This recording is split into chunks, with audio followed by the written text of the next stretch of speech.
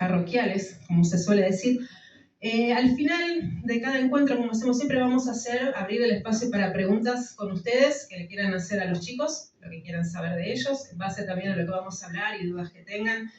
En la entrada tenemos un cuaderno para que puedan dejarnos sus sugerencias y sus consultas o comentarios para que podamos incorporarlos y mejorar en cada uno de los encuentros. Así que, y bueno, otra última cosita más antes de empezar con los chicos. El tema del que vamos a hablar no se agota en una charla, sino que es más bien una presentación para que después quede picando la curiosidad y podamos tener más contactos, puedan hablar con ellos, que están en la sede de Puerto Iguazú de la Fundación Vida Silvestre, así que también están acá en la ciudad. Así que bueno, ¿de qué vamos a hablar hoy? Primero lo que voy a hacer es la presentación formal de quiénes son Claudia y Facundo, que nos acompañan hoy, así que voy a hacer una pequeña presentación, una bio de ellos.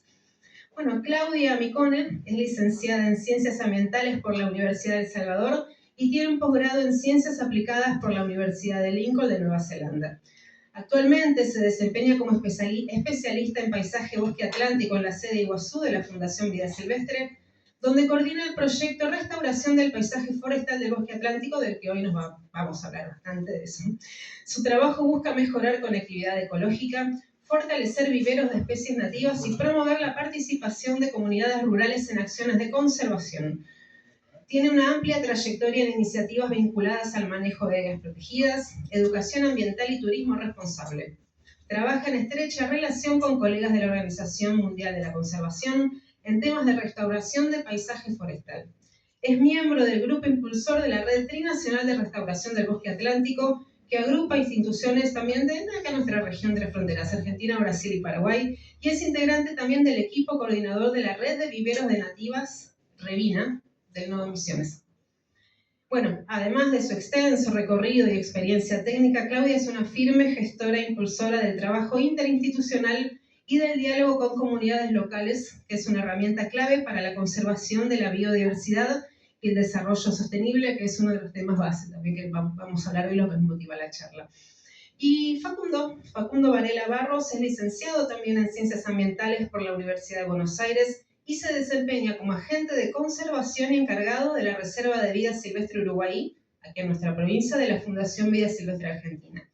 Allí lleva adelante acciones de educación ambiental, producción de plantas nativas, actividades de control y vigilancia y trabajo articulado con comunidades, investigadores y organismos públicos y privados, con el objetivo de proteger a nuestra selva paranaense y su biodiversidad.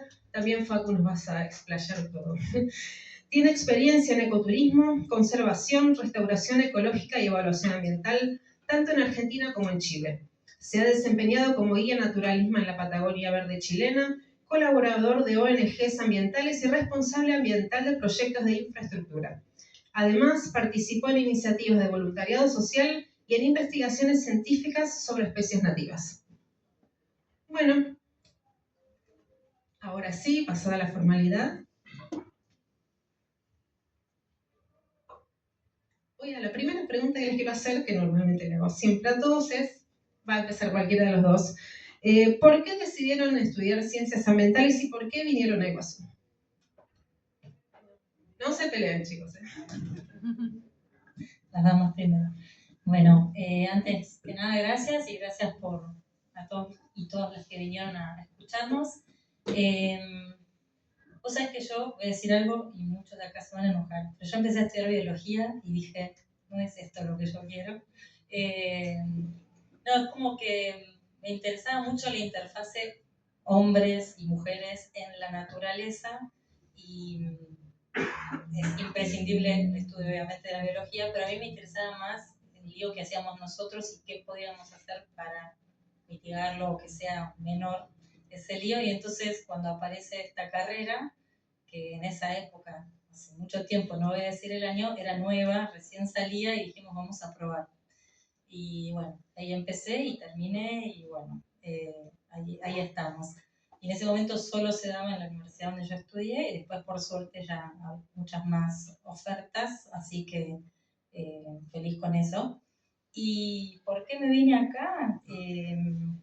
Y la verdad que no tenía muchas ganas de quedarme, yo soy de Buenos Aires, no tenía muchas ganas de quedarme en Buenos Aires porque ahí digamos que la beta laboral era evaluaciones de impacto ambiental, trabajar con empresas, no me interesaba demasiado, con fábricas, empresas que impactan obviamente y para ello son necesarias estas evaluaciones. Trabajé en ese ámbito, pero no era lo que me llenaba.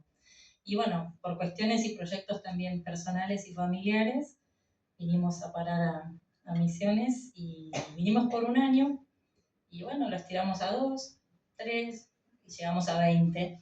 Así que bueno, acá estamos, para sintetizarlo, ¿no?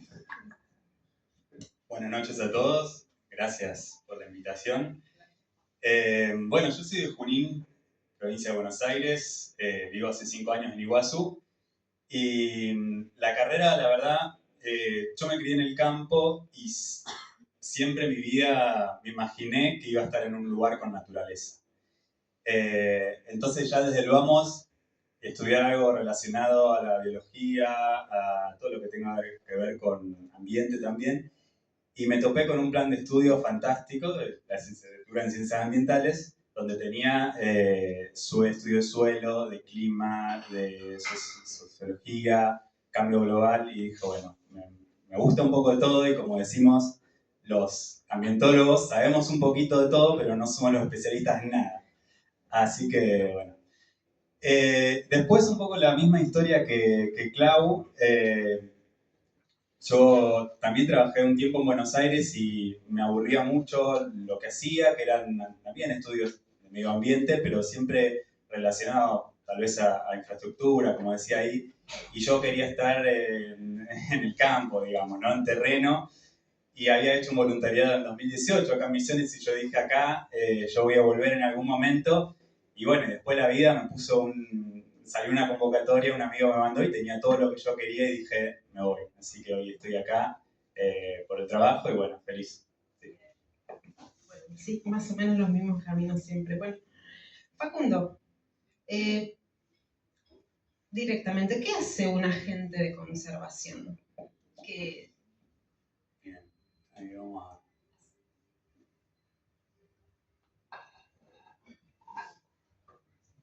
Nos va a mostrar unas fotitos, así que bien. Acompañado.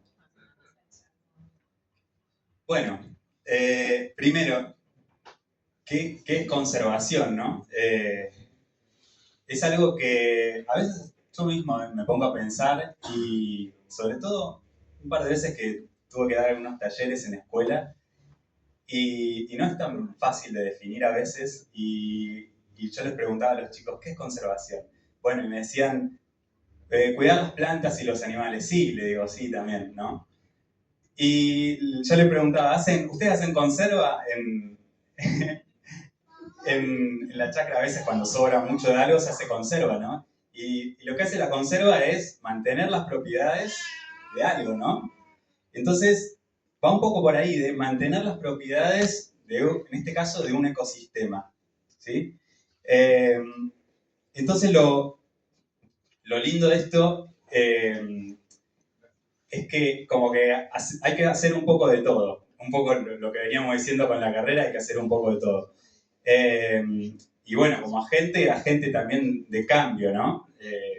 Poder trabajar en la reserva, pero no olvidarse también de trabajar afuera.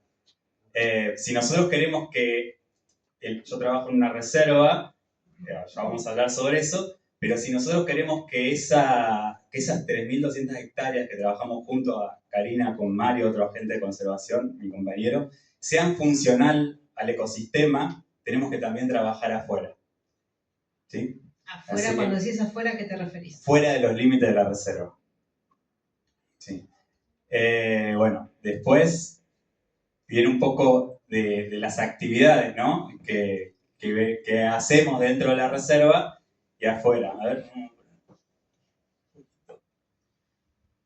Ese sos vos, ¿no? Eso soy yo.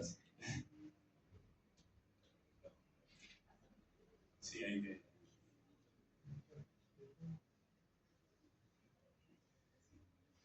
Bueno, esto es un poco de las motivaciones que tenemos, ¿no? para trabajar el día a día, la belleza escénica de los lugares, todo es Sí, esto no es de este año, que ahora los lapallos están en flor, pero creo que esto es del año pasado. Es todo ese monte, toda esa selva, toda esa biodiversidad intacta que hay, pero como decía, eso no serviría de nada si lo de alrededor, como empieza a perder su función, todo eso no tendría mucho sentido, ¿no? Sí, porque, perdóname que me meta, pero tampoco serviría que fuera una isla y alrededor nada. Exactamente. Bueno, a veces nos pasa que la reserva es tan grande que nosotros no tenemos acceso a toda la reserva, digamos. Hay lugares que podríamos llegar únicamente caminando, tal vez 2 o 3 días caminando, y la única forma es ir por agua y por algunas picadas, pequeños senderos en el monte que tenemos para llegar. Y así a veces es tan grande el lugar y tan poco a veces lo que conocemos que hemos descubierto nuevos lugares que yo siempre digo, capaz este salto si estuviese acá en Iguazú sería un lugar que estaría lleno de gente y eso nosotros no sabíamos que existía y ahora eso está ahí, no hay nadie y no... El Salto Facundo, ¿no? Todavía no tiene nombre, así que podemos hacer una votación ahí para... Y son 2 días en kayak. Y esta foto es muy especial para mí porque ser un agente de conservación también implica estar mucho en terreno. Mi dinámica es estar 15 días en la reserva y estoy 15 días acá en Iguazú. Y desde que entré hace 5 años, hasta hace muy poquito, ahora la cosa cambió, no había luz ni señal. O sea, yo estaba básicamente incomunicado, con mi compañero Mario también. A veces me tocaba quedarme solo, a veces estaba con él, pero son momentos como muy especiales y me parece que toda persona tendría que vivir, estar tan conectado de una manera donde la naturaleza sola te impone sus ritmos, ¿no? Bueno, se hace de noche, 7:30, ¿qué vas a hacer? Me voy a dormir. Ya comí, era estar con velas. Ahora, bueno, tenemos luz, tenemos internet, cambió la cosa, pero para mí fue muy especial poder haber vivido de esa forma. Y también te da una armonía increíble, uno no escucha los ruidos de motos, de perros, que estamos acá en Iguazú acostumbrados, eso no existe, así que es muy especial. Bueno, acá estoy con un amigo que anda por acá. Una parte también de conocer esto, siempre se dice, ¿no? Que hay que poder conocer para conservar, es la investigación. Cuando a mí me decían, ¿vos de qué trabajarías antes de yo entrar acá? Decía, yo quiero estar en un lugar que haya naturaleza, que trabaje con la gente, que pueda hacer investigación. Y todo se resumió en esto. Yo no sabía que existía ese puesto y se llamaba agente de conservación. Entonces, bueno, acá en este caso estamos haciendo un monitoreo de aves con gente que viene especialista, ¿no? Vienen diferentes investigadores de diferentes institutos. Por ejemplo, acá están haciendo un monitoreo de arañas también, donde se sacuden las ramas y sobre esos lienzos blancos pueden ver arañas muy pequeñas que están arriba de los árboles o entre el follaje. Y de repente ocurre que se descubren especies nuevas, por ejemplo, para la ciencia o para Argentina. Eso cada vez que hay un monitoreo de arañas básicamente ocurre. Así que imagínense la biodiversidad que hay en ese monte, ¿no?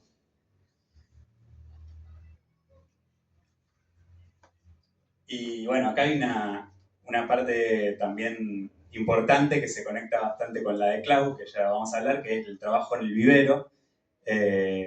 Nosotros colectamos semillas, hacemos todo el cuidado de la germinación, el crecimiento del plantín, el riego, todo el cuidado, hasta que podemos producir ese plantín que va a ir a la mano de un productor por medio de Clau y su equipo.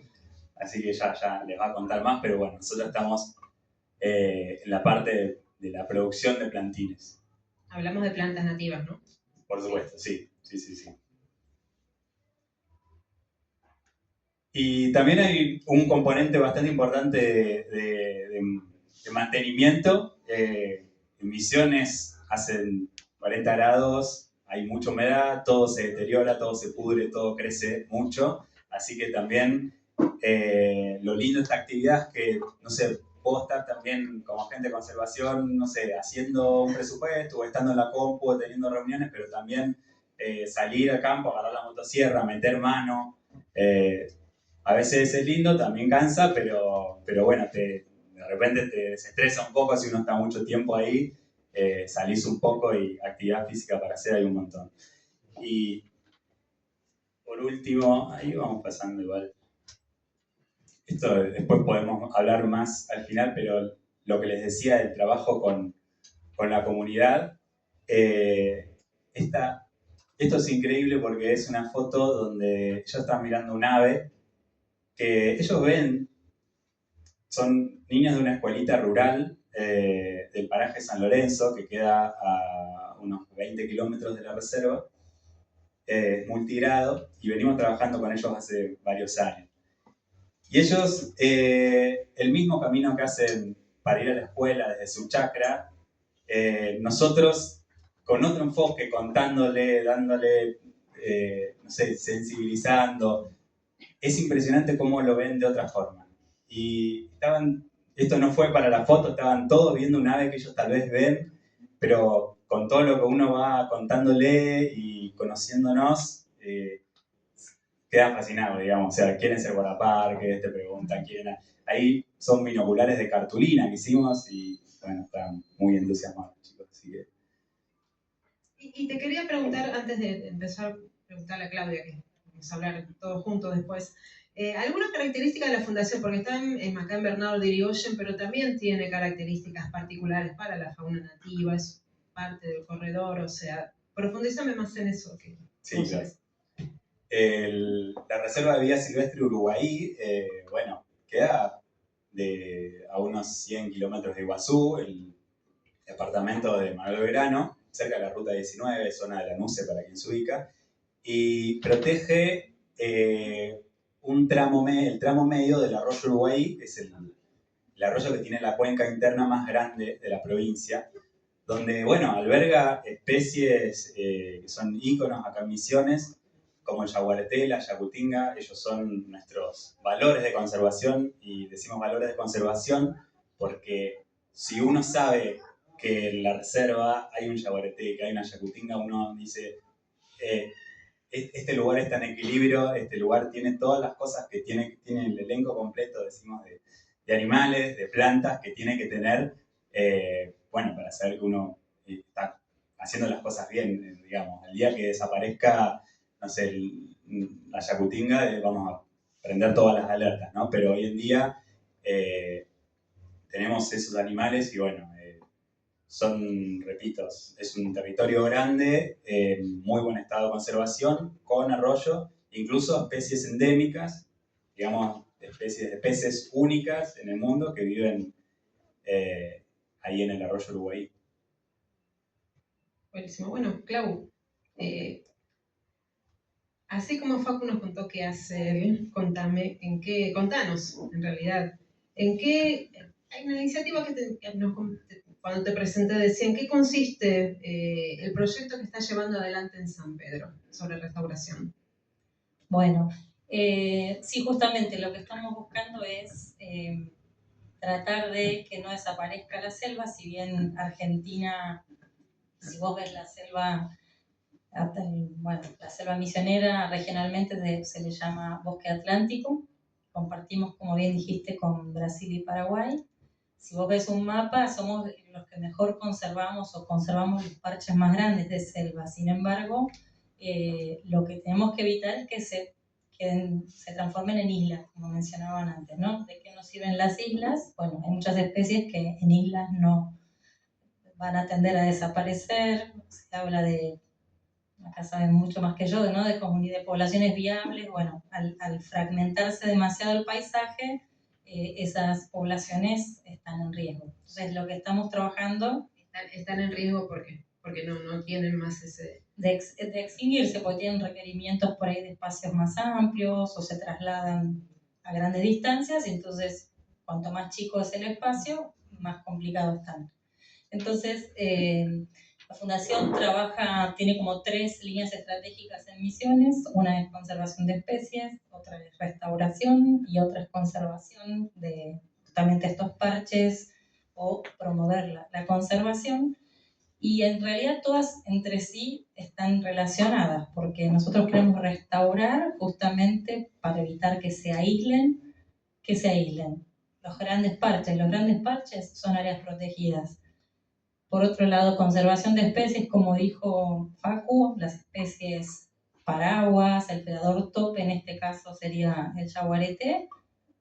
Habla de, si ves un yaguareté, porque está bien conservado ese área, entonces lo tomamos como la especie insignia, y entonces decimos, bueno, vamos a proteger al yaguareté, que si lo protegemos o hacemos actividades y acciones para protegerlo, estamos protegiendo a todo el elenco de la selva. Por eso se le llama paraguas. Exactamente.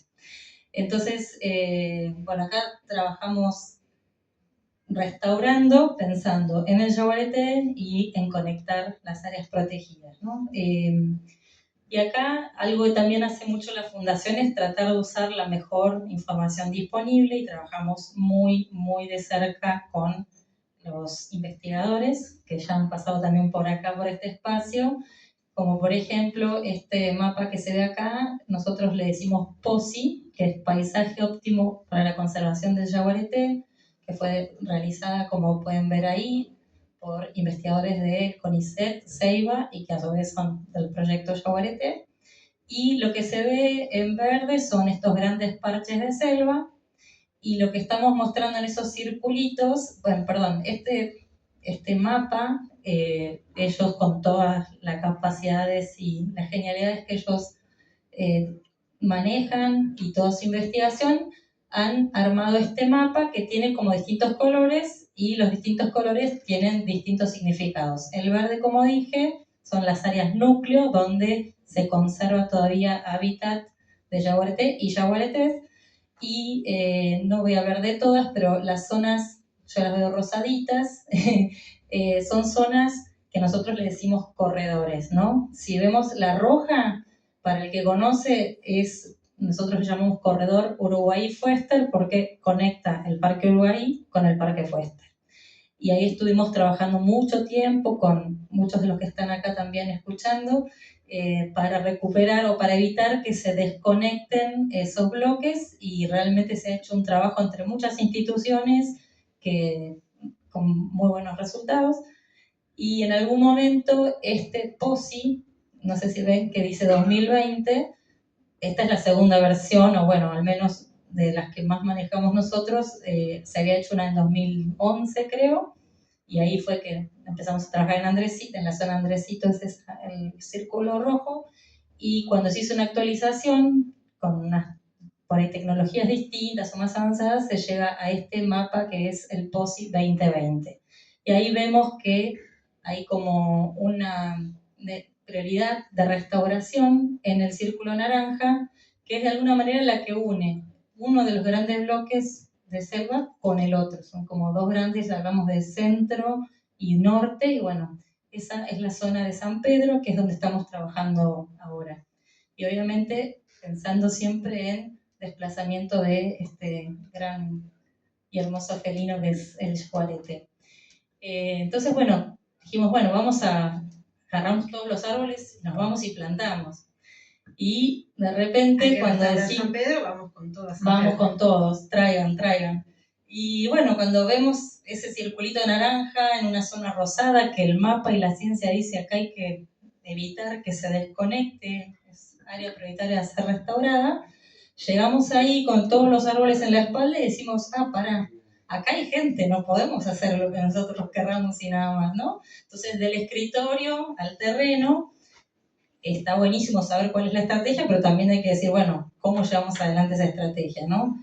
Entonces, ahí es donde nos damos cuenta que no es solo ir con árboles, sino ir con acuerdos para trabajar con la gente, para ver que a la gente le interese, ¿no? Es como que yo llegue a tu casa y te diga, che, acá tenés que poner el mueble y lo tenemos que poner allá, o traer la silla para acá. No, o sea, tendríamos que ver, mira, a vos te convendría, podríamos hacer esto, o por este y este motivo. Entonces, bueno, de alguna manera necesitamos empezar a trabajar con la gente.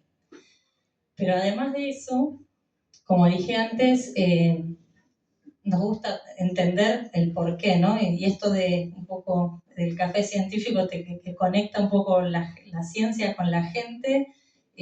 Nosotros estuvimos haciendo algunos estudios o encargando o contratando o bancando investigaciones, tanto del POSI que mencionaba antes, como hay gente ahí, la gente tiene que producir para vivir, por supuesto, no es que tiene, lo hace, y entonces se hizo un análisis de, bueno, qué actividades productivas son más permeables a que pase la fauna, entre ellas, por supuesto, el yaguareté. Y además, con otro investigador, que es Jonathan Bombero, hicimos todo un análisis más social, ¿no? Porque el otro por ahí es más ambiental, productivo o económico y social, para analizar las situaciones y intereses, preocupaciones de la gente de esa zona, no necesariamente donde estamos trabajando ahora, pero de la región, de la ruralidad, de esa zona de Misiones. Y con toda esa información es que elaboramos este proyecto que es para las personas y para la naturaleza. Eso también lo estás contando ya, pero yo te quería también preguntar y de alguna forma afirmar lo importante que es que las personas estén involucradas en los proyectos, que no sea solamente, bueno, hola, te traigo una plantita, como decías recién, ponela donde quieras y después me voy, sino que cuando conoces algo, estás involucrada, le das otro valor porque ya pasa a ser tuyo desde el lugar tuyo, digamos, pero ese involucramiento qué importante que es, ¿no? Sí, totalmente. Sí, porque, bueno, de hecho nosotros nos gusta decir procesos de restauración, no tanto proyecto, pero la realidad es que los proyectos tienen una temporalidad relativamente corta al lado de lo que es un proceso de restauración. Entonces, ir y dejar plantas e irte no sirve de mucho. También decimos, no es solo plantar árboles, sino que crezcan los árboles. Y nada mejor que convencer al que va a estar cuidando esos árboles de que es importante, porque, y bueno, que asegurar ojalá que toda la inversión de tiempo, de dinero, tanto de las familias como de la institución, de todas las instituciones involucradas, no se pierda. Ni bien vos digas, bueno, chau, me voy. No, necesitas trabajarlo con un enfoque donde la gente también tome decisión. Y muy relacionado con eso está, por ejemplo, esta foto donde nosotros queremos mostrar que con todo eso que fuimos averiguando, tanto en la parte ambiental, social, productiva, llegamos con un proyecto. Cabe mencionar que la restauración o la reforestación Fundación empieza allá por la zona Andresito en el 2008-2009, hace mucho tiempo. Fuimos aprendiendo muchas cosas. Hacer plantines sobre todo. También hacer plantines, y que ahora vamos a hablar de eso por ahí. Entonces, bueno, lo primero que hicimos fue como convocar a las familias, empezar a contarles la idea del proyecto, del por qué, quién era la fundación, ¿no? Porque lo primero que necesitábamos era ganarnos la confianza de la gente, que nos costó bastante, porque lo primero que nos dijeron es, estamos cansados de que nos vengan a prometer cosas y después se van, después de la foto se van. Entonces nos costó mucho más el primer año. Ya en el segundo es como que, está bien, vamos bien. Dijeron que iban a hacer esto y lo hicieron, a ver cómo sigue. Y bueno, ya vamos por esta etapa de proyecto, ya va por su tercer año, y lo que ven ahí es gente acordando qué vamos a hacer. Che, ¿qué vamos a hacer en tu casa, Kenia? Vamos a hacer esto, dale, ¿estás de acuerdo? Sí, no, charlemos. Como un acuerdo social, decimos, ¿no? Vamos a hacer cosas en donde vos te comprometes a algunas cosas, pero el proyecto también. Y ahí pueden ver, también me gustaba mostrar esta foto porque tenemos gente, bueno, por supuesto de Fundación Vida Silvestre, pero también tenemos gente del INTA, gente de la municipalidad, gente del INAPSI, que lastimosamente también nos lo cerraron el año pasado, creo. Pero bueno, están trabajando de una manera bastante articulada, y ahí hemos encontrado también distintos expertise de las distintas instituciones, todos locales, la gente ya conoce a la gente que está en terreno. Entonces eso también nos facilitó este acuerdo, que empiecen a confiar aunque sea un poquito, para poder arrancar con todo el proyecto. Y bueno, el proyecto, si vos vas y le decís, che, tenés que plantar árboles, por ahí la gente no se engancha tanto, y porque es no es tan tangible, no es que enseguida vos empezás a ver un beneficio, ¿no? Entonces, bueno, con esto de varios años de experiencia, nos dimos cuenta que por ahí a ellos les interesaba mucho, no sé, el tema del acceso al agua. Es raro que decís Misiones, hay agua por todos lados, pero igualmente en algunos lugares no tienen una vertiente o no la tienen, por ahí es muy precaria, entonces el agua no es de buena calidad. Entonces, bueno, una de las primeras cosas que se le ofrece a cada familia con la que trabajamos es una adecuación de vertiente o mejorar el sistema de agua que tienen hoy por hoy, y eso a la gente le gustó mucho. Empezó a engancharse a veces solo porque tenían problemas de agua. Entonces eso de alguna manera nos benefició, y en una época de seca, cuando empezó este proyecto había una época de seca, era más importante todavía esa preocupación local, ese interés por participar al menos por el agua. Después, bueno, se fueron enganchando, y también lo que estamos haciendo es con cada familia les hacemos como un acompañamiento técnico con el INTA, con el INAPSI, con los técnicos locales sobre alguna actividad productiva que ellos ya desarrollen, no una que nosotros les decimos que hay que hacer. Ellos quieren hacer, así tenemos huerta, tenemos yerba mate, tenemos apicultura, algunos también eligen mejorar alguna práctica ganadera, por ahí sacar las vacas de los arroyitos para permitir que se regenere todo el bosquecito que está alrededor y hacer una aguada alejándose del arroyo. Bueno, como elegí una actividad, en esa te ayudamos con insumos, en ningún momento se le entrega dinero a la gente, siempre es insumo y capacitación técnica. Y todo esto tiene tallercitos de capacitación también para la gente sobre las distintas temáticas. Y después de eso, recién ahí empezamos a hablar de, vamos a reforestar, plantar, restaurar o como queramos llamarle, y están plantando árboles siempre nativos, buscando agregar biodiversidad, y para hacer esta tarea necesitamos plantines. Siempre hablo que cuando empezamos allá por el 2008, la fundación trabaja todo con proyectos, no es que la fundación vende algo, hace plata y hace proyectos, no, aplica a otras instituciones y organismos, generalmente del exterior, y le dice quiero hacer esto con este presupuesto, te aprueban o no te aprueban. Entonces dijimos, listo, vamos a comprar arbolitos, tanto, no sé qué, tanto. Bueno, listo, nos dieron la plata y dijimos, ¿y a dónde compramos arbolitos nativos? Un montón de eucalipto, un montón de pino, pero de nativos ni hablar. Y ahí fue que en ese momento yo todavía no estaba en la fundación, pero se les ocurre, bueno, ¿por qué no hacemos un vivero en la Reserva Uruguay? No estábamos ninguno de los dos todavía.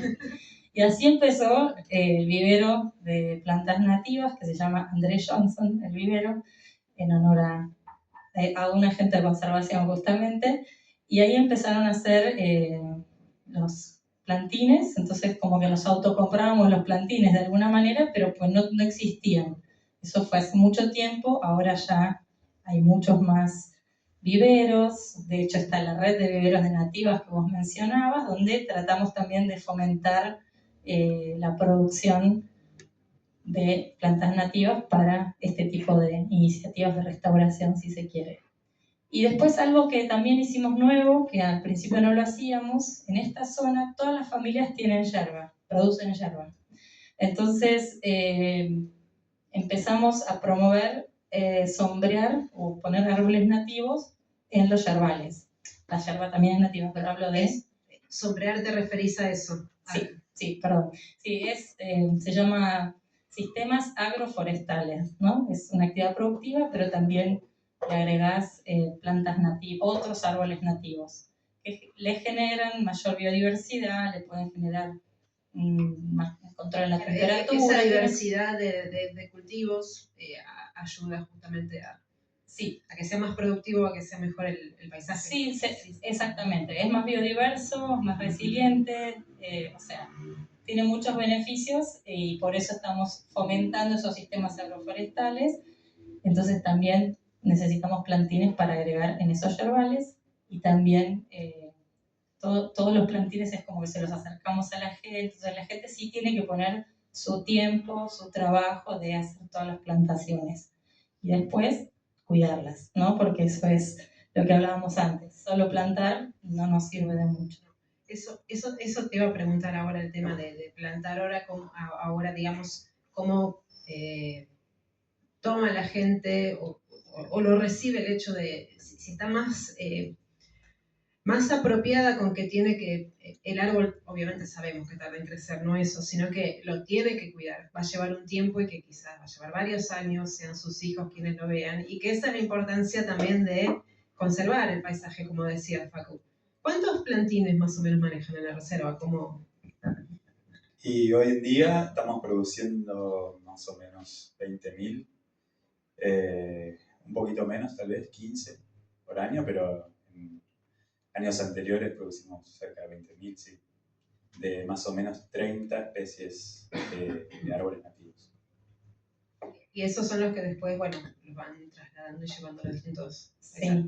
Sí, con esa idea nació el vivero y llegó un momento en que necesitábamos más y tal vez es más cerca de Andresito la reserva, pero San Pedro es bastante lejos, entonces dijimos vamos a fortalecer viveros nativos locales para simplificar también toda la logística, tiene también su lógica ecológica si se quiere, no tener que estar trasladándolos, entonces por eso él dice que antes hacían más, pero bueno, ahora ¿no?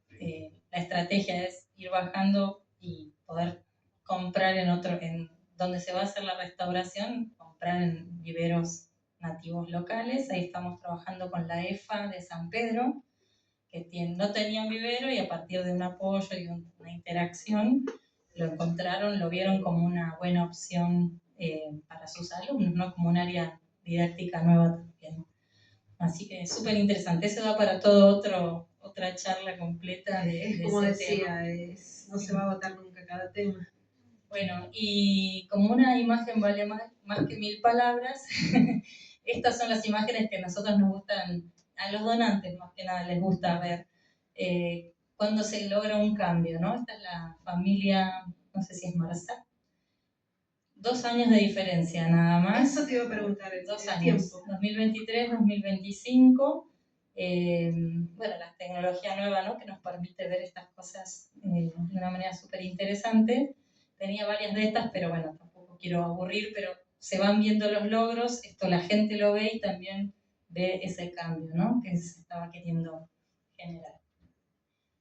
Bueno, esta es otra foto en la que quiero mostrar la articulación, donde se ve gente del INTA, gente de la municipalidad, una donante, una persona de la agencia donante y una persona de la comunidad local y Claudia. Pero bueno, esto es una capacitación que hicimos sobre yerba mate justamente y nada, vivimos haciendo articulaciones, vivimos haciendo gestión para generar el mejor impacto posible. Eso les quería preguntar a los dos también, porque los dos tienen sus articulaciones, sus gestiones desde cada uno de sus lugares, que no deja de ser lo mismo, porque en definitiva es la misma provincia y somos los mismos. ¿Cuál es vos, Facu, con quiénes articulas principalmente en la reserva ahí, que hablabas recién de alrededor? Claro, digamos, para la reserva somos un equipo de 3 personas, pero como decía, si queremos trabajar fuera de sus límites, no damos abasto a 3 personas, ¿no? Así que nosotros ahí trabajamos, por ejemplo, con los guardaparques de la provincia de Misiones, ahí está el Parque Provincial Uruguay. Trabajamos con, bueno, los vecinos directos que tenemos, uno es una reserva privada, Rubichana se llama, y también hay un sector forestal que pertenece a Arauco, así que son como nuestros socios directos, pero también con el municipio de Banda y bueno, con los vecinos. De a poco logramos, como decía Karina por acá, de dejarle el polvo con la camioneta a darles, no sé si darles, pero pasar a su chacra a tomar un mate, que pasemos y te saluden, y eso es súper valioso e importante, ¿no? Claudia, ya fuiste mencionando un montón de actores, organizaciones. Aprovecho esta es creo que la última foto, y digo, en esto de la restauración del paisaje no estamos solos, estos que ven ahí son otros locos que trabajan también con restauración en Brasil, en Paraguay y en Argentina, y estamos articulando y buscando pensar más allá de la frontera, ¿no? El yaguareté no conoce frontera, la selva tampoco, y bueno, nosotros tenemos como un lema, estos son la Red Nacional de Restauración, los miembros de esa red, y el lema es conectar personas para reconectar el bosque atlántico, ¿no? Y bueno, la idea es que sea multisector, no solo ONGs, que generalmente es lo que más hay, pero también gobierno local, academia también, por supuesto, hay productores rurales, hay algunos de las comunidades guaraníes también, de acá no tanto, pero por ahí más de Paraguay o de Brasil. ¿Qué más me está faltando? Bueno, algunas empresas, nos está faltando igual tener más presencia de la parte corporativa, pero somos todos, solos no podemos hacer nada, ese es el mensaje, ¿no? No podemos restaurar aunque tengamos muchísima plata, solos no podemos hacer nada, al menos en la estrategia que les conté hoy, que es trabajar con la gente, que cuiden lo que tienen y que recuperemos en algunos lugares, y solos no se puede.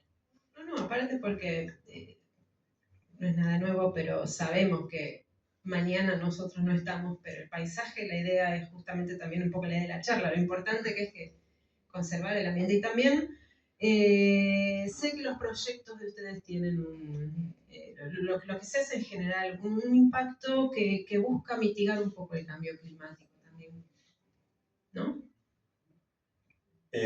Sí, a ver, evidentemente, ¿no? Tal vez, sí, indirectamente tiene que ver muchísimo, conservando todo ese monte que tal vez si no se hubiera creado esa reserva, esa propiedad era forestal y podría haberse transformado en otra cosa, así que conservando ese monte se está de alguna manera mitigando el cambio climático. Y bueno, y lo que puede aportar uno a través de la educación ambiental, que me parece importantísimo. Yo siempre, para mí hay una palabra clave que tiene que ver con la conservación y es la empatía. De cualquier persona que tenga empatía puede hacer conservación. O sea, porque de repente las personas piensan que, no sé, la conservación la hacemos las ONG, los institutos, y no, yo les digo a los chicos, ustedes también pueden hacer conservación. Y cuando vos ves que los chicos se quedaron viendo un ave que llevaba su comida al nido y iba, volvía y les parecía tan lindo y empezaron a tener esa empatía, a sensibilizarse, capaz, no sé, no le van a tirar esa ave cuando salgan de la escuela con la gomera. Ya eso es hacer conservación.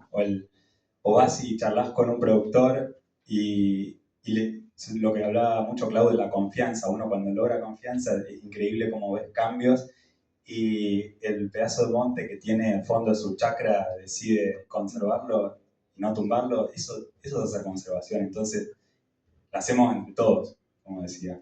¿Sí? Bueno, y para terminar, porque ya fueron contando todo, ¿cómo su formación en ciencias les permitió, hoy la selva es su laboratorio, digamos, cómo les permitió esa unión de los saberes que ustedes tienen, llevarlos a territorio, como decías, Claudia, y tener ese contacto para transmitírselo a las personas?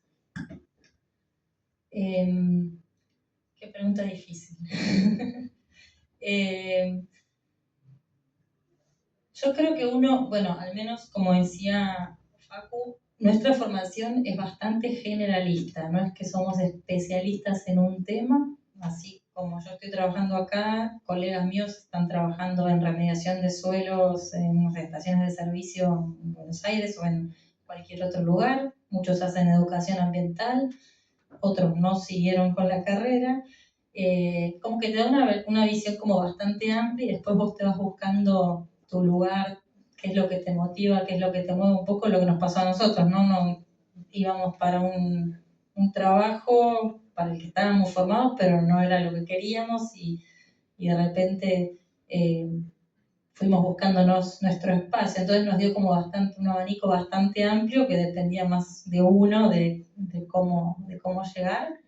Y Y un poco lo que decía también Facu, que buscamos, no sé, solucionar, al menos a mí me daba ese era lo que me movía a mí, ¿no? Solucionar temas que nosotros estamos generando y buscarle la vuelta, ¿no? Es como que vos me tirás un problema y mi cabeza inmediatamente quiere solucionarlo de alguna manera y, no sé, y en el fondo después me fui dando cuenta que todos los problemas ambientales, en el fondo, para mí son problemas sociales, ¿no?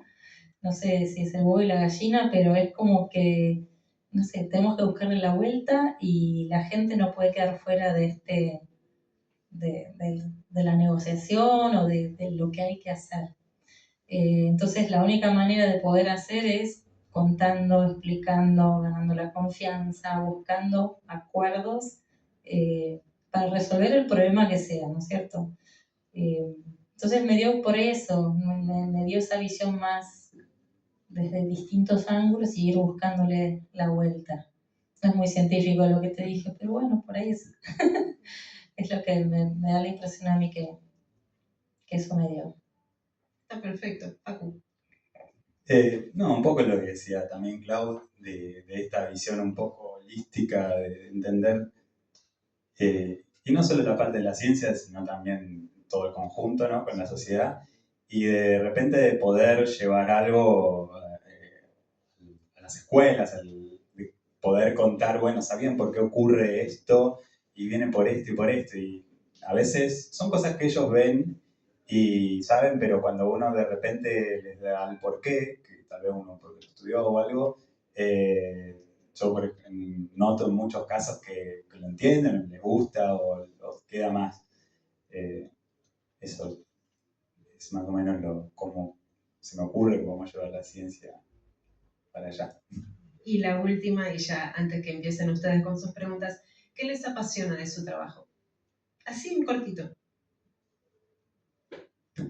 A mí la interacción con la gente de distintos ámbitos, estoy hablando con gente de otros países y gente de la chacra y esto de, como decía, ir del escritorio al campo, a la tierra y volver, y eso me encantó. No es solo escritorio, no es solo campo, es un mix. También ambiente y gente, el conjunto, ¿no? El conjunto de todo lo que es el paisaje y estar ahí. Bueno, muchas gracias, Claudia y Facu. Gracias.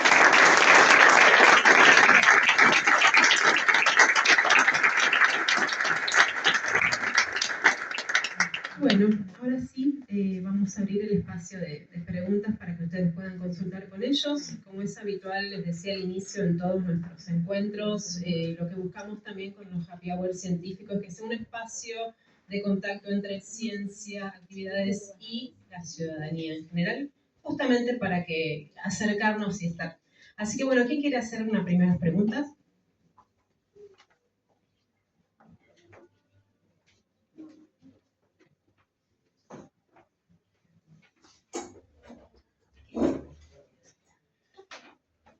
Muchas gracias, chicos. Súper linda el trabajo que están haciendo y como lo cuentan, ¿no? La pasión siempre es importante en este tipo de trabajo, ¿no?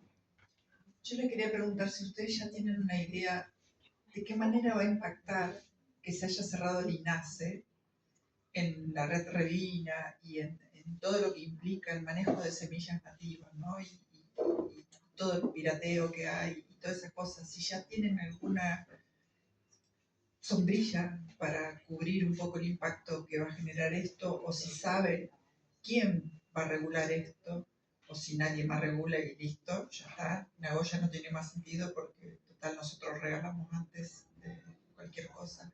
¿Cómo lo ven? Gracias, Norma. Mira, es bastante reciente todo como para tener ya analizado y digerido.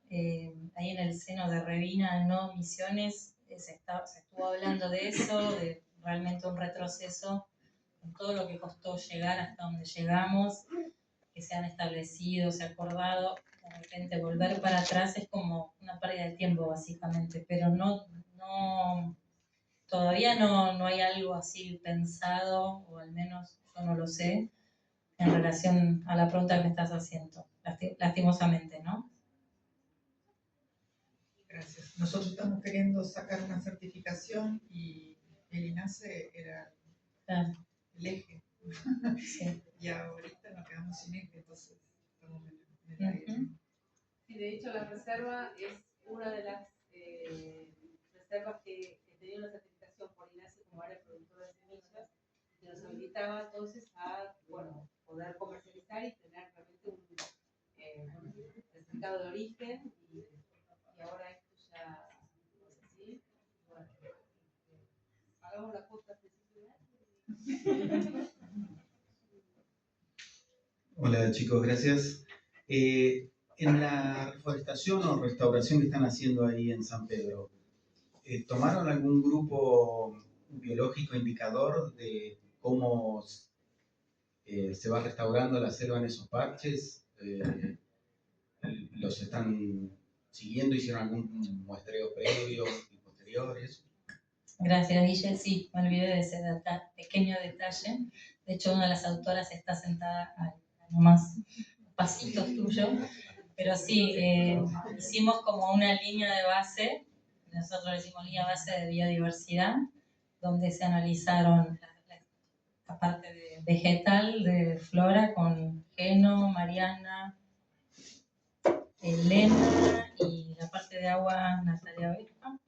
Después estuvieron haciendo con trampacámaras en forma conjunta Diego, Sebas, Bernardo y no sé si alguien más.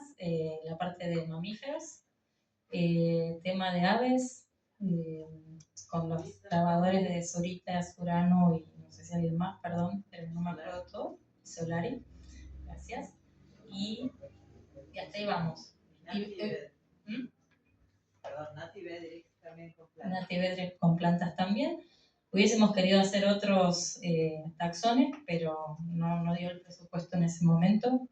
Y la idea es, en noviembre, hacer un relevamiento de lo que es flora,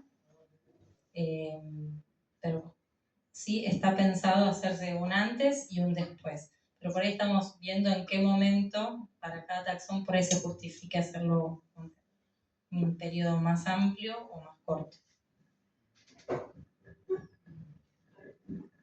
Y quiero agregar algún detalle de color que cuando, para hacer todos ese levantamiento de datos, todos los que mencioné tuvieron que ir a campo, por supuesto, y después quisimos hacer una devolución a las familias, ¿no? Porque las familias veían entrar a estas personas con sus botas, con sus equipos, y decían, ¿y esto de dónde salieron? Y nosotros explicando, ¿no? Y después dijimos, bueno, vamos a hacerle una devolución. Y los chicos hicieron un video re interesante contando y mostrando la línea de base. Y Bernardo estuvo presente contando lo de mamíferos. Y en todas las trampacámaras salieron perros, que es un gran tema. Perros persiguiendo animal silvestre, chiquitos. Bueno, entonces nos permitió empezar a hablar de ese tema. Y ahora estamos continuando, estamos trabajando para conseguir fondos para continuar con el proyecto e incluir un tema más de concientización de tenencia responsable de animales domésticos, básicamente. Así que, gracias, Guilla, por la pregunta. Hola. Yo le daba una pregunta. Veo, como dijo, que es la reflorestación, ¿sí? Yo hice la mayoría de misiones de hierba y vi que hay pino. La reflorestación sería planta fructífera o no, porque la mayoría de plantas, lapacho, palo rosa, qué sé yo, pero ¿qué pasa? Al vos plantar plantas que son infructíferas, todos los animales se concentran en donde el pino y la hierba para atrás, ¿entiendes? ¿Entienden? Si me explico o no. Yo quisiera saber cuáles son los de ustedes, la reflorestación de ustedes, porque no sirve nada, creo yo en mi concepto. Vos plantar plantas para el oxígeno y no para el sustento de la biodiversidad. Dentro de las Sí, entiendo que estás preguntando las... Yo vi los plantines que ustedes tenían, eso es de moringa, ¿eh? No, son todos árboles nativos y dentro de ¿Son estos frutíferos? hay muchos que sí. Hay pitanga, hay cereza, hay poriquí, Ahí sí, ahí va. hay jaboticaba. Sí, hay varias que son fructíferas, sí. Porque ese es lo que sería la reflorestación. Porque Sí. Arauco no quitó la mayoría de la selva, pero con pino. Supuestamente dice un recurso natural y renovable. Pero la aisló a todo el ecosistema completo. Sí, se trata de, o sea, tampoco vamos a poner todo frutales, o sea, se trata de poner una variedad de plantas que sirva para ese ecosistema y también que sirva para la gente. Muchas veces tenemos siempre el dilema de, bueno, ¿qué es lo que pide la gente? Porque ahí vos llevas, por ejemplo, hay plantas que medio la gente de la chacra, como decía Clau, está todo conciliado, entonces, y medio no quiere, pero tampoco no es que no le vamos a dar porque no quiere. Entonces, se le da un poco algo de lo que le piden, pero también de lo que se adapta mejor al lugar y también a veces de lo que tenemos nosotros. A veces hay un año que no tenemos, no sé, el apacho y bueno, no tenemos, nos piden, no tenemos. Así que es la combinación de esos tres factores. ¿Cuál sería la mejor opción? Ahí yo creo que lo que intentamos hacer es ver lo que hay alrededor en las áreas núcleo verdes, esas que tienen todavía monte, y tratar de imitar de alguna manera esas especies en las zonas que vamos a reforestar o restaurar. Lo que dice Facundo es verdad, a veces la gente, uno lo quiere y la otra especie no. Nosotros tratamos de negociar, de que lleve un poco de esto, pero también las frutales muchos no las piden. Claro, nosotros porque se las agregamos porque sabemos el valor que tiene para la biodiversidad local. Y por otro lado también algunas cuestan más producir en vivero que otras crecen súper rápido y las otras son muy lentas. O bueno, no sabemos todavía cómo hacer que esas plantas fructifiquen en unos tiempos, digamos, de proyecto. Entonces es como una combinación de lo que vemos, tratar de producir eso, lo que conseguimos y lo que negociamos también con la gente. Espectacular, ¿ves?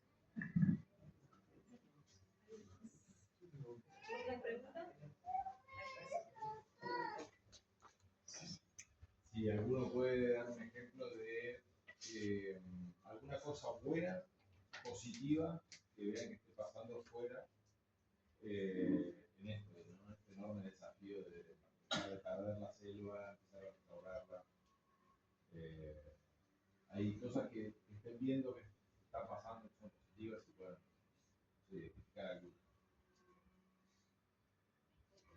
Y yo lo veo en el trabajo, por más pequeño e ínfimo que sea, en el trabajo que hacemos con las escuelas, yo veo el futuro ahí. O sea, realmente con unos pocos talleres vos ves cambios y te da muchísima esperanza y ha pasado, sí, ha pasado que te cuenta una familia que le dimos plantines, que los plantó, que están grandes, que vos notás ya el entusiasmo y cómo te hablan de otras cosas que antes no te hablaban. Por más chico que sea, yo veo por lo menos eso.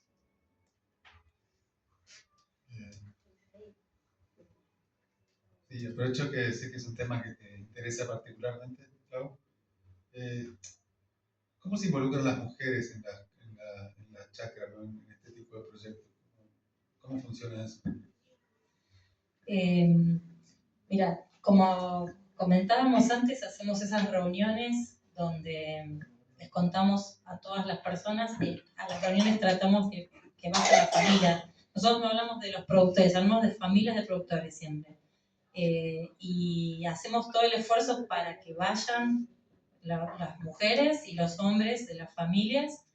Llegamos a hacer ya como una cajita con juegos, juguetes, una alfombrita para que las madres puedan ir porque sepan que tienen ahí unos juguetitos o algo para entretener a los chicos, para que no estén en el piso frío. Bueno, empezamos a buscar formas para que puedan participar y realmente tenemos bastantes mujeres participando. Lo que hemos descubierto, nos cuenta Jonathan, que es la persona que es nuestro líder a campo, digamos, y es el que está más en contacto con las familias. Y nos contaba que una vez que les llevamos las plantas, a veces las tienen que dejar justificando un poco, bueno, la intemperie, y la persona que se encarga del cuidado de las plantas son las mujeres, entonces tienen ahí un rol y las decisiones, bueno, se tomarán hacia dentro de la familia, pero tratamos de siempre involucrar a los dos, y de hecho ahora estamos, nosotros cuando acordamos con toda la familia, se hace como un acta, ¿no?, de la reunión, firman todos los presentes, de lo que se habló, de lo que se acordó, y después con cada familia se firma también un acuerdo de nosotros vamos a hacer esta parte y ustedes van a hacer aquella parte. Y lo que vamos a hacer a partir de este próximo año es que ese acuerdo sea firmado sí o sí por la mujer y por el hombre de la familia, si es que existen, ¿no? Si es uno solo, una sola, no.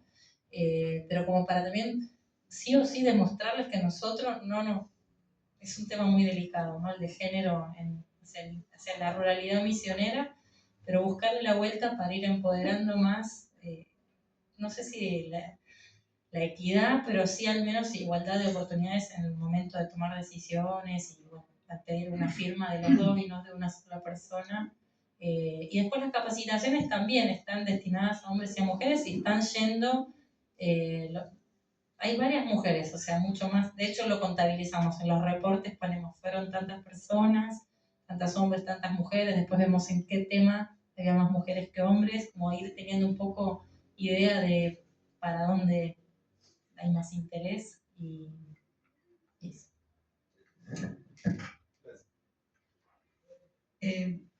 Yo en relación a tu comentario del impacto que vos ves en las escuelas y eso, me quedé pensando, ¿no?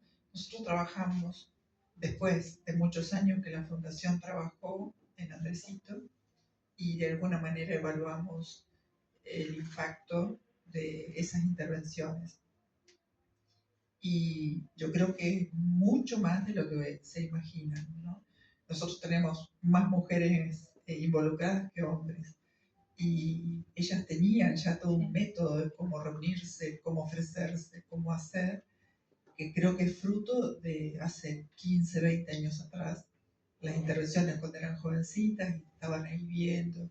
Entonces, creo que la presencia y el estilo de trabajo de la Fundación sostenido en el tiempo sobra un polvo, ¿no? Porque va entrando en la médula de las familias, entonces ya conocen cómo es, seguro hay menos resistencia cuando llega uno, porque además también saben cómo es la dinámica, que no es venir, hacer 2, 3 plantitas y desaparecer.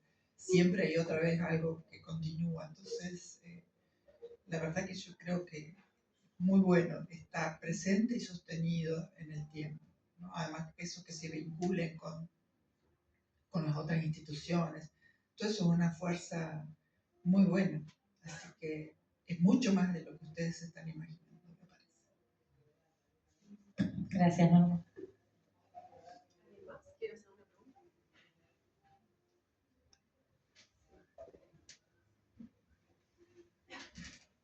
En la provincia de Misiones está la ley de bosques, ¿no? Quisiera saber a ver qué relación tiene la Fundación con el Ministerio de Ecología, con la provincia, para bajar esos fondos de financiamientos, ¿no?, a estos proyectos particulares. Quizás sea una oportunidad de financiamiento para seguir a largo plazo con esta, ¿no?, división de zonas rojas, amarillas y verdes. Pero bueno, el ministerio metió todas las rojas, las áreas protegidas. Quizás sea una oportunidad para revisar y empezar a trabajar con estos productores y que pasarla a esas áreas de recuperación a zonas rojas, ¿por qué no? Bueno, en la parte que me toca de la reserva, nosotros sí hemos aplicado a los fondos de bosques y en 2 oportunidades nos han salido financiamiento que lo utilizamos para diversas actividades, especialmente para monitoreo. Eso, bueno, lamentablemente no ocurre todos los años como debería ser. Ahora, justamente este año, hubo una convocatoria. Y además también la Fundación, con una compañera nuestra, Wilma, acompaña a productores a elaborar esos planes de manejo para presentarse, ya que a veces es bastante difícil. justamente en estas áreas prioritarias, en esta zona del corredor, para que, bueno, puedan presentar esos planes de manejo y tengan ese financiamiento para poder hacer algo, monitoreo o otras actividades en esas chacras con monte que tienen, ¿no? Y yo quiero agregar que ahí al comienzo yo dije que nosotros trabajamos con conservación de especies, restauración y conservación de áreas protegidas también. Tenemos a Karina, puede hablar más que yo, pero se viene haciendo un trabajo con todas las reservas privadas de acá de Misiones y se hicieron muchas gestiones durante mucho tiempo y lo que se logró este año es que se le dé prioridad a reservas privadas que están aplicando a la ley a los fondos de la ley de bosques. Entonces, si querés agregar vos, Cari, algún otro detalle, pero es eso, ¿no? Como que las reservas tienen prioridad para recibir fondos en la convocatoria de este año. Y además esto de que el acompañamiento de un técnico, que la gente no tiene realmente una colonia capacidad alguna para poder gestionar digamos, un trámite como ese de ir a hacer la presentación de la solicitud de los fondos de bosques. Claro, la parte técnica, por eso Wilma acompañó durante mucho tiempo, bueno, los honorarios de Vilma los paga la fundación, pero Vilma era la responsable técnica de llevar las carpetas, de ir a visitar a la gente, de armar el croquis, de armar el plan, que solos, tal cual, no. Al menos los productores. Aún teniendo un técnico, pudiendo digamos, pagar un técnico por el propio fondo de bosque, hay que hacer gestiones. No, y bueno, y después, no sé, una acotación. Hace, no sé, 20, 30 años atrás no hablábamos de recuperación de vertientes en las chacras, ¿no? Porque teníamos de sobra el agua. Yo que vengo de la chacra me acuerdo, ¿no? Y una de esas vertientes recuperadas está en la chacra de mi viejo, en Andresito. Entonces es interesante porque también después vecinos venían a pedir que le vayan a arreglar la vertiente o a ver cómo le podían ayudar para recuperar su vertiente. Y es interesante porque ya hace de la necesidad, porque esa gente tiene que ir a buscar agua con el carro, muchas veces con los tachos de 200 litros, lo ves cruzando los caminos vecinales, a los otro vecino al que tiene el arroyito, porque encima no puede ir a agarrar de cualquier arroyo porque el agua no es potable, digamos, ¿no? Y ves a la gurizada, muchas veces a la ama de casa, ¿no? Porque por ahí el hombre tiene que estar haciendo otro laburo, changueando por ahí, y ella es la que va con la gurizada a buscar el agua. Entonces, viene a solucionar un problema social, digamos. Por eso también creo que es una oportunidad única de gestión, digamos, de las cosas, en toda la provincia. Sí, tal cual, Fer, porque también cuando nosotros nos acercamos con el tema de te solucionamos el tema del agua, te ayudamos, pero pará, yo te voy a arreglar, pero vos toda esta zona tenés que plantar arbolitos para que eso capte agua y que te sirva esa vertiente, si no vamos a estar trabajando de balde. Entonces es como una excusa para reforestar también, o sea que es doblemente beneficioso. No, por encima el tema es que antes tenía agua porque tenía bosque, y en este tiempo se perdió el bosque y ahora se dan cuenta que, claro, por ahí es una oportunidad. Recuperen la vertiente, planten el bosque, cuiden el bosque. Y la gente lo ve, la gente dice, se me seca, ahora antes no se secaba, ahora se seca, voy a plantar. Hay gente que lo hace y también nos pasó de haber hecho eso en una vertiente y la familia tenía otra vertiente y por sus propios medios también reforestó la otra vertiente para tener agua en la otra vertiente también. Eso es donde la gente compra la idea, ¿no? Eso es lo mejor, para mí es un éxito, una muestra de éxito de que algo funciona cuando se lo apropian.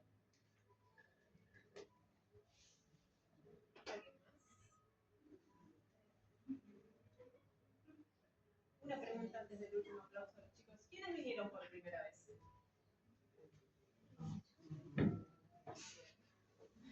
Bueno, un último aplauso para Claudia.